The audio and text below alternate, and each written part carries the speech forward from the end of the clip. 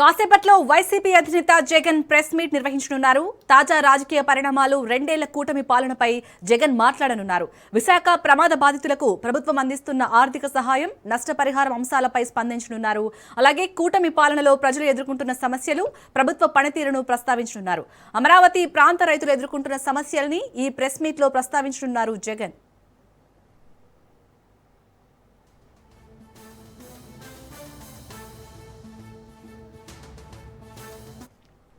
ఇక కాసేపట్లో అయితే వైసీపీ అధినేత జగన్ ప్రెస్ మీట్ నిర్వహించబోతున్నారు. మరిన్ని డీటెయిల్స్ ని మా ప్రతినిధి రమేష్ అందిస్తారు. రమేష్, ఈ ప్రెస్ మీట్ లో ఏ అంశాలపై జగన్ మాట్లాడబోతున్నారు? డీటెయిల్స్ ఏంటి?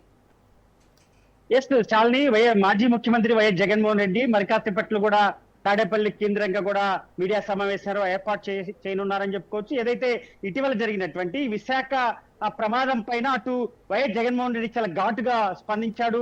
ఏదైతే మరి ఇప్పుడు జరిగినటువంటి ప్రమాదం రెండో ప్రమాదంగా కూడా మనం గుర్తించవచ్చు. ఎందుకంటే గతంలో జరిగినటువంటి ప్రమాదాలకు సంబంధించి కూడా మరి తీవ్ర స్థాయిలో ప్రమాదం జరగడమే కాకుండా కూడా రాష్ట్ర ప్రభుత్వం ఇచ్చినటువంటి నష్టపరిహార, కుటుంబ సభ్యులకి నష్టపరిహారం ఇచ్చినటువంటి వాటిపైన ఘాటు వ్యాఖ్యలు చేశాడు రాష్ట్ర ప్రభుత్వం పైన.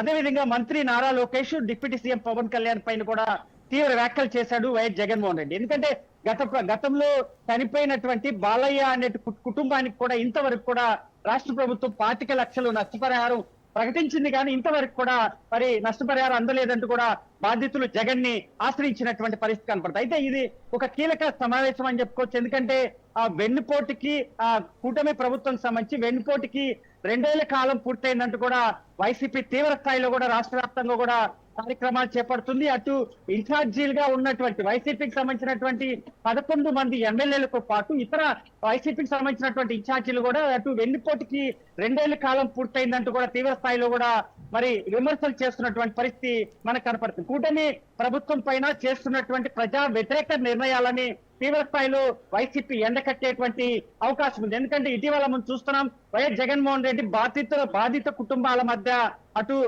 ఇంటరాక్ట్ అవటం కానీ, అటు నేరుగా తాడేపల్లి కార్యాలయానికి పిలిపించుకొని ఆయన చేస్తున్నటువంటి అంటే బాధితులు ఎవరైతే ఉన్నారో మరి ఇచ్చినటువంటి రైతాంగంతో కూడా ఆయన మాట్లాడినటువంటి పరిస్థితి కనపడుతుంది. ఇదే అంశాలు మీడియాలో వెల్లడించేటువంటి అవకాశం ఉంది.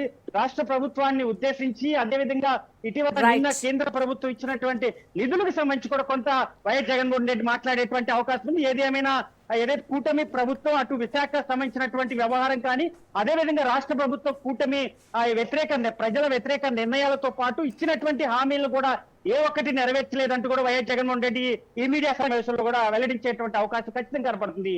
Shalini. Right, thank you Ramesh.